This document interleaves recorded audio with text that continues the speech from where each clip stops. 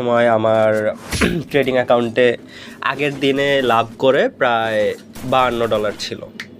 তো $52 বা $53 ছিল। তো সেখান থেকে $5 থেকে $6 কাছাকাছি লাভ করে প্রায় $58 বানিয়ে ফেলেছিলাম। যাক আলহামদুলিল্লাহ ভালো। তো এই অবস্থায় গেলাম টিউশনিতে, টিউশন করালাম, করিয়ে বাসায় আসলাম। বাসায় এসে ট্রেড লাগালাম, 2টা ট্রেড লাগালাম, 2টা ট্রেড টানা লস।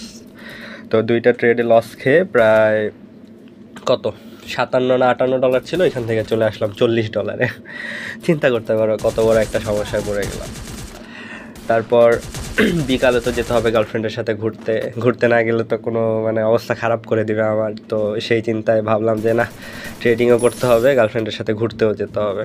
তো ট্রেড লাগালাম, ছোট ছোট ট্রেড লাগালাম, চেষ্টা করলাম, আল্লাহ তাআলার উপরে ছেড়ে দিলাম বলতে গেলে আল্লাহ তাআলা তো আমাদের খেয়াল রাখবেনই অবশ্যই, পাশাপাশি আমি নিজের অ্যানালাইসিসের উপরে একটা বিশ্বাস রাখলাম। তারপর অ্যানালাইজ করে একটা ট্রেড লাগিয়ে দিলাম।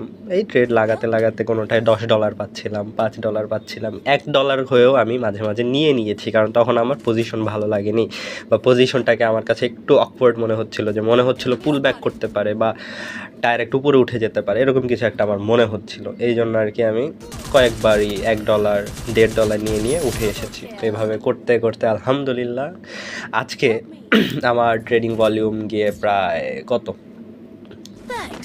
$80 বা $85 গিয়ে ঠেকলো।